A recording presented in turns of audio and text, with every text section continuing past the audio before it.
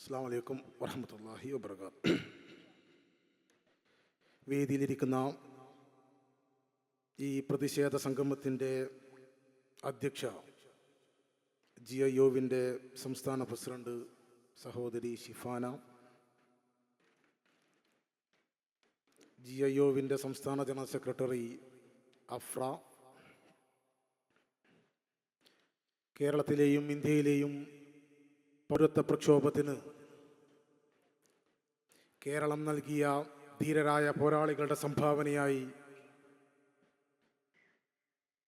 മലയാളക്കരയിലെ വഖഫ് പ്രക്ഷോഭത്തിൻ്റെ ചരിത്ര രേഖകളിൽ ഇതിഹാസതുല്യമായ പേരുകൾ എഴുതി ചേർത്ത ധീരരായ പോരാളി സുഹൃത്തുക്കൾ അഡ്വക്കേറ്റ് അബ്ദുൽ വാഹിദ്, പ്രിയപ്പെട്ട തൗഫി, വേദിയിരിക്കുന്ന ബാബുവേട്ടൻ, പ്രിയപ്പെട്ട GIOവിൻ്റെ സഹപ്രവർത്തകരെ, നേതാക്കന്മാരെ, നിങ്ങൾക്കെല്ലാവർക്കും ഫ്രട്ടേണിറ്റി മൂവ്മെൻറ്റ് കേരള സംസ്ഥാന കമ്മിറ്റിയുടെ ഊഷ്മളമായ അഭിവാദ്യങ്ങൾ ഞാൻ നേരുകയാണ്.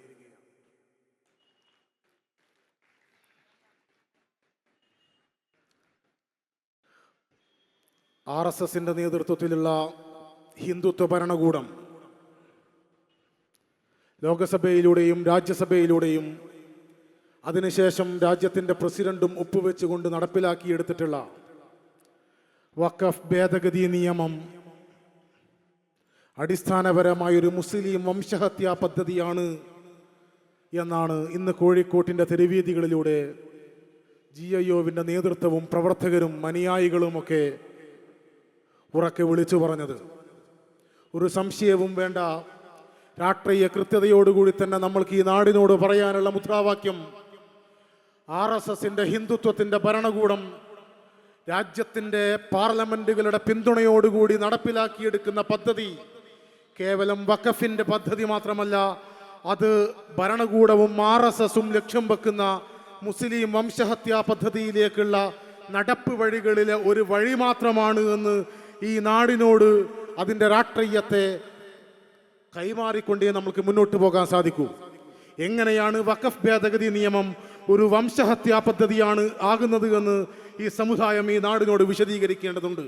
നിങ്ങൾക്കറിയോ, ഈ രാജ്യത്ത് വഖഫിൻ്റെ പോർട്ടലിൽ 8.25 ലക്ഷം സ്വത്ത് വകകൾ ഈ രാജ്യത്തിൻ്റെ മുസ്ലിം സമൂഹം രജിസ്റ്റർ ചെയ്തിട്ടുണ്ട്.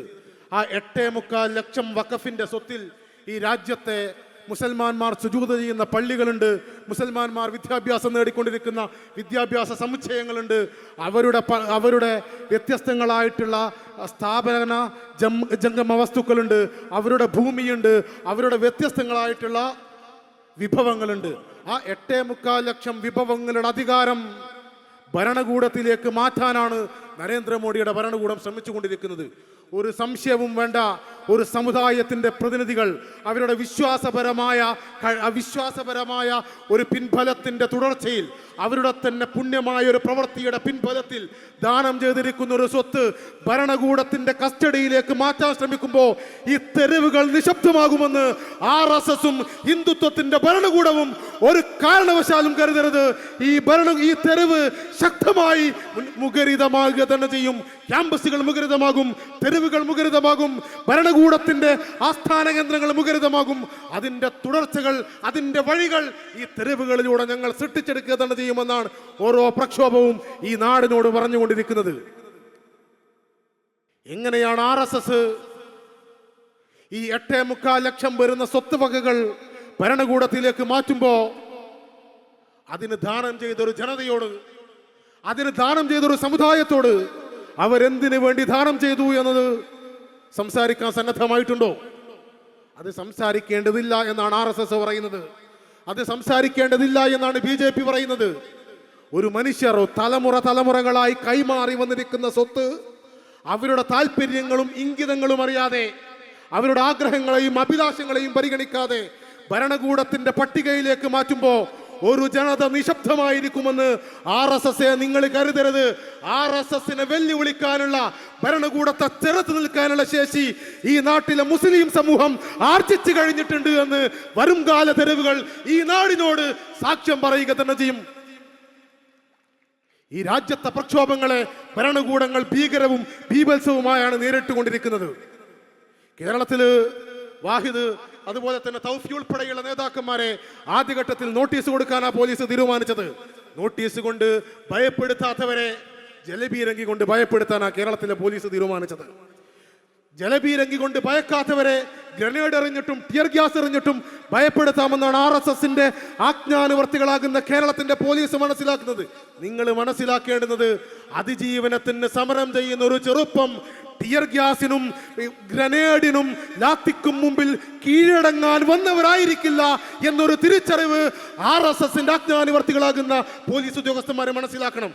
ഇവിടെ ജയിലറയാണെങ്കിൽ ബംഗാളിൽ നിന്ന് വരുന്ന വാർത്തകൾ പോലീസിന്റെ വെടിവെപ്പിൽ രക്തസാക്ഷികൾ പിറക്കുന്നു എന്നതാണ്. നേരത്തെ വാഹിദ് പറഞ്ഞല്ലോ, ഒരു പിതാവിന്റെ ആത്മകഥം. ഒരു സംശയവും വേണ്ട, രക്തസാക്ഷികളെ ഓർത്ത് വേദനിക്കുന്ന സമുദായമായിരിക്കില്ല ഇത്.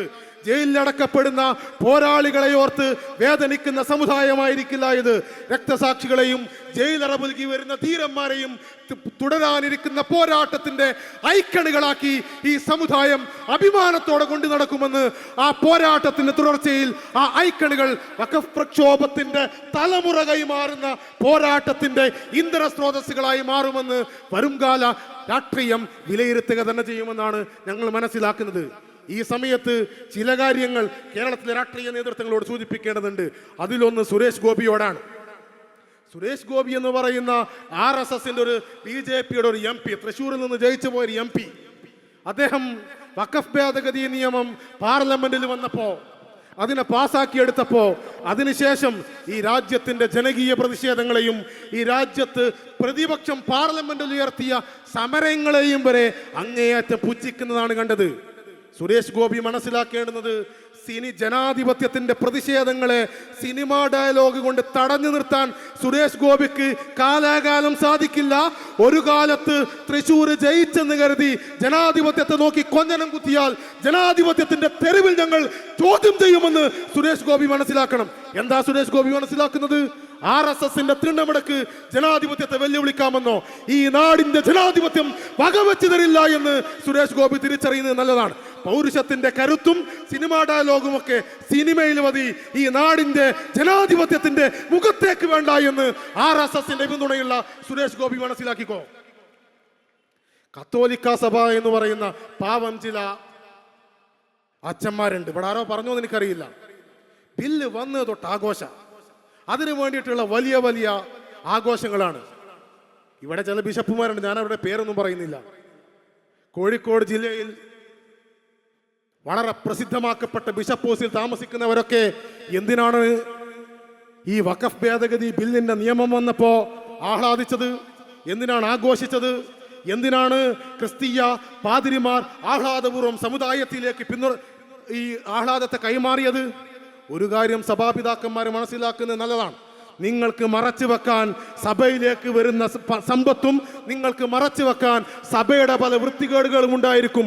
പക്ഷേ RSSന് സഭ എന്ന് പറയുന്നത് ഒരു സമുദായമായിരിക്കും. ആ സമുദായം മുസ്ലിം സമുദായം കഴിഞ്ഞാൽ അതിൻ്റെ അടുത്ത ഇരകളായി ക്രിസ്തീയ സമുദായമുണ്ട് എന്ന് സഭാ നേതൃത്വം തിരിച്ചറിയുന്നത് നല്ലതാണ്.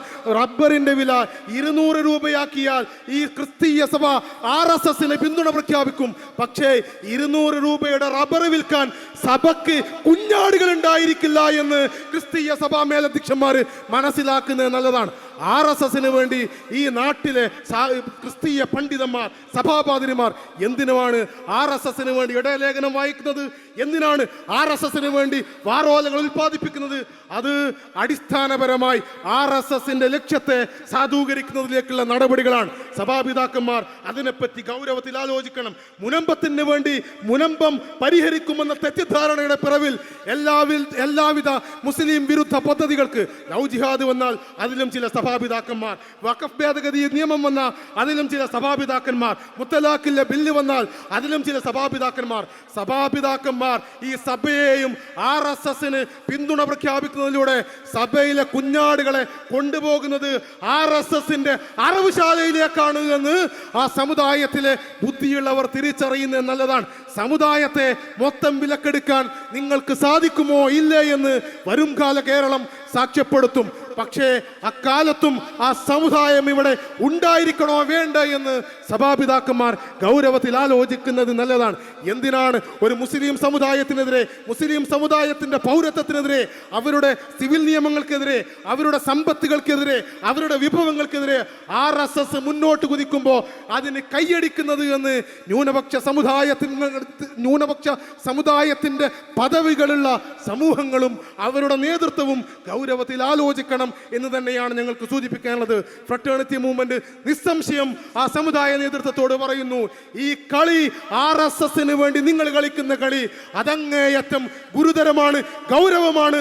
അത് നിങ്ങളുടെ സമുദായത്തിന്റെ തന്നെ അടിവേര് മാന്തുന്നതായിരിക്കുമെന്ന് സമുദായ നേതൃത്വം, സഭാ നേതൃത്വം തിരിച്ചറിയുന്നത് നല്ലതാണ്.